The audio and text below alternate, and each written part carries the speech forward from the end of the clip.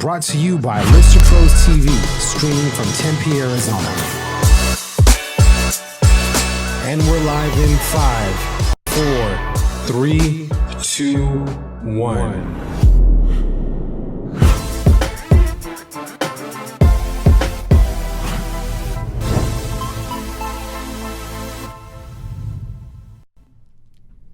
Hey guys, Jordan Nielsen here, host of Real Estate Pros on Lister Pros TV, and today we're in Tempe, Arizona with Dan Pinson of International Realty Partners. Thank you so much for taking time out of your busy day as a real estate agent and joining me on Real Estate Pros. Hey, it's great to be here, Jordan. Thanks for having me. Yeah, absolutely. So we'll give you a couple minutes to introduce yourself, give us a quick rundown, how you got into real estate, how long you've been in the business, and we'll go from there.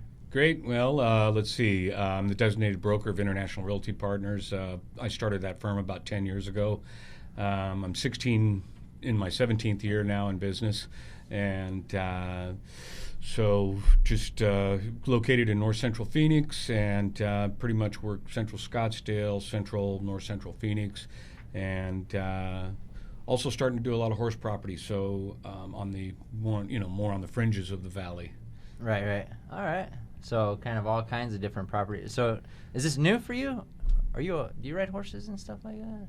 Or are you No, I'm just not. I'm actually not a. That's a good question. I'm fishing for a story. I don't look like much like a cowboy. You know what? I was do riding my horse, and then I saw these. No, I'm just kidding. No, actually, a close friend of mine retired last year, and so I took over her practice, and cool. as part of that was a website that very high ranking, page one on Google kind of a thing, generates a lot of leads for horse properties. So over the past few years, I had gotten some experience by getting some referrals, working with horse property, and so anyway, with this acquisition, that kind of kick-started that, and Sure. we're starting to do more in that area as well. So what type of broker? Obviously, there's some people that have their own brokerage and they just want to do their own thing. Is it something that you do your own thing, or do you have other agents that produce, or what's the dynamic of your real estate company? Yeah, originally I got into this because I used to flip houses, Gotcha. and apartment buildings, and back in the 90s and first decade of the 2000s, and so around 2003 or 4, I decided that I wanted to get a real estate license and maybe get a little closer to the deal. Sure. And so I did that, and I had my other career, and so I just worked in real estate part-time. Had a house that I was flipping, about that time, before I got really serious about real estate, the market crashed. And then that's when I decided to get serious about real estate. Oh, gotcha. And, You're waiting for it to get a little harder. It was too easy, right? You're like, Right. we'll wait it out. Right. So I started out working for, a series of other brokerages, and then when I got my broker's license, I started a company, Rock Real Estate, in central Scottsdale. Later, I went with a partner. I went on my own and started International Realty Partners. As far as agents, I started out to be a solo practitioner, but I've started adding agents, and I had a number of referral agents only, and but now I've got a couple that are working, and so along those lines, I kind of feel that going forward, I need to be concentrating and spending my time on lead production, and I Sure. think that's that's the number one job of a real estate agent, in my estimation. And also, it's very important from a recruiting standpoint to have those leads. So, Yeah. as a small company, I don't have a big team. I don't have super sophisticated back office type stuff yet, and but we're on the move. So let's talk about both those things. Sure. Right fit agent for your brokerage, and then also lead generation and what's working. So we'll talk first about, so you do have a couple agents Right. at your brokerage. What would make the right fit if an agent was at a brokerage and they're like, I'm considering a move. Right. What would make a right fit for joining your real estate company? Well, I think the main thing is just drive and determination, on the part of the agent. I mean, there's a lot of people doing this business part time, and it's a tough business to do part time, and so I think as far as the besides those characteristics of an agent is, I want somebody that's going to go to work, be in a small company, it's hard for me to carry part-timers. I don't charge monthly fees and things like that. So, but geographic desirability for me, in other words, having agents in in multiple locations that I'm not working in, that's helpful. And again, just somebody that really has a desire to make some money and to work with their clients and do a good job. I mean, education is high on my list. New agents also, I'm fine with mentoring new agents and have done that before on a number of occasions. So again, it just has to be somebody that's willing to put in the effort. Sure. And now touching on the lead generation part of it, because lead generation in 2018 is probably a little bit different than 2008. So let's talk about, what does lead generation look like in 2018? What are you seeing that is working well for you and your team? Well, I have been business long enough that referral and type business has I built up, but I just realized that I probably can't depend on that, and also I want to go to the next level. So having a few dozen transactions a year is nice, but I'd like to double that, for example, and so going beyond the referral and the repeat business is going to be vital for me. As far as what it looks like in 2018, for me, I've always been a fan of kind of creating your own leads and so on, rather than being a Zillow Premier agent, for example. That was never really my thing. I mean, I know you can have good success with that, but Google AdWords, websites, and right now I'm in the process of developing a number of additional websites over the 2 that I operate now.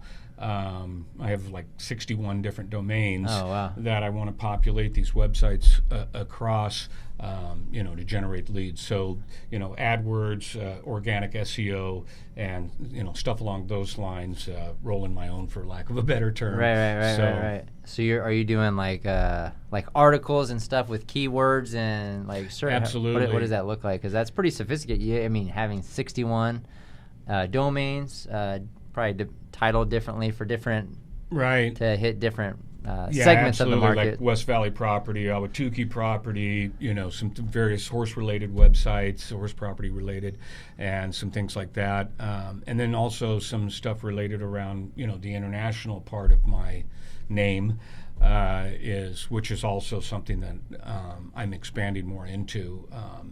When I started out and decided on the name of the company, I was working a lot with Mexico property at the time. And of course that market, went down the tubes like the rest of us did. And so it's, been a long road back for vacation and resort type property.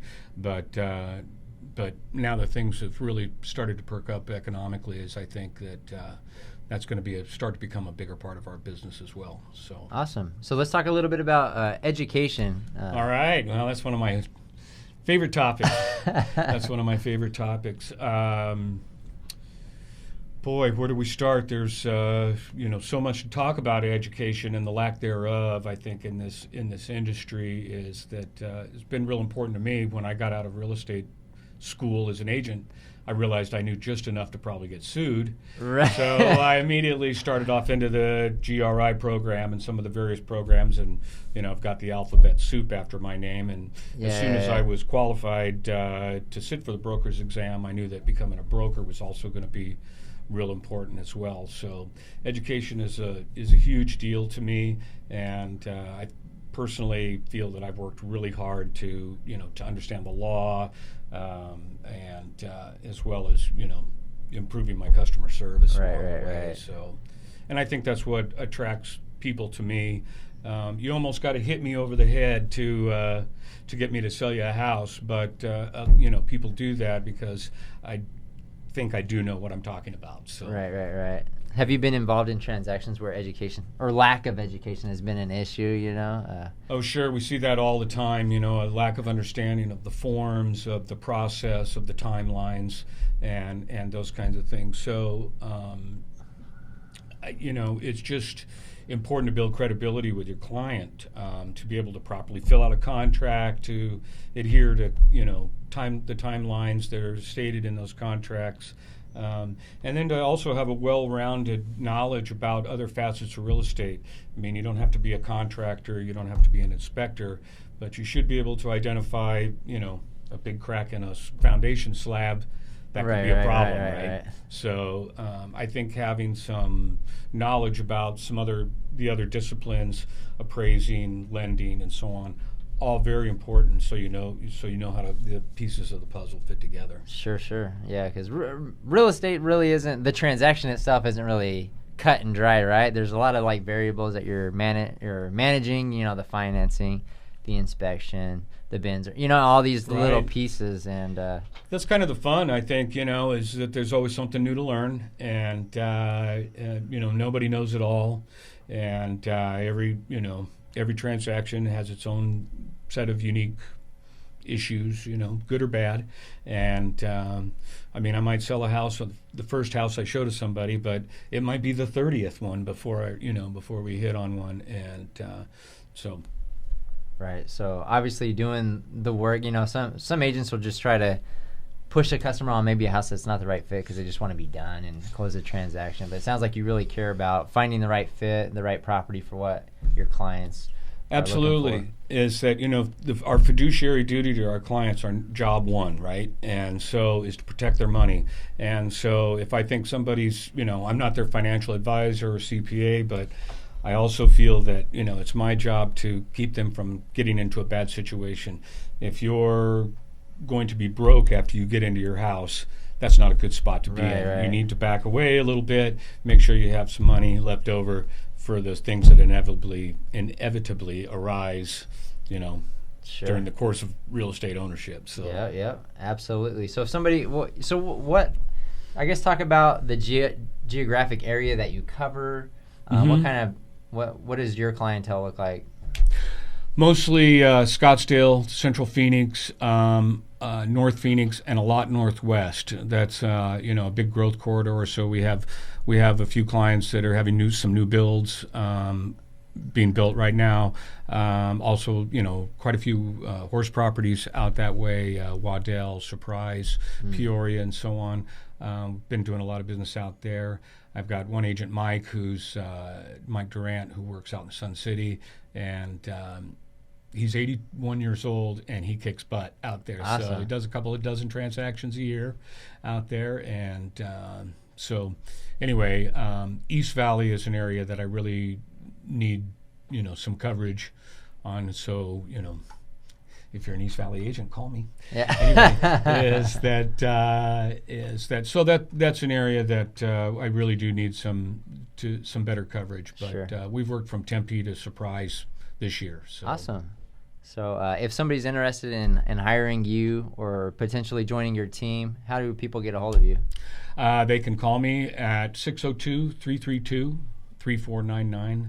They can also email me at dan@internationalrealtypartners.com, all spelled out. We're going to a shorter web name. And our website's actually irpre.com, so we just got to get the emails in line with the new website URL that I just acquired. So Cool. Anyway, Awesome. That's how they can get a hold of us. Sweet. Well, thank you so much for joining me today on Real Estate Pros. Been a lot of pleasure. He's Thanks also so a much. saxophonist. We should have had you bring on your saxophone for the ending jingle. But awesome. Thanks for joining me. We can talk about that, Jordan. Thanks so much for having me on today. It's been great to be here. We'll see you guys on the next episode.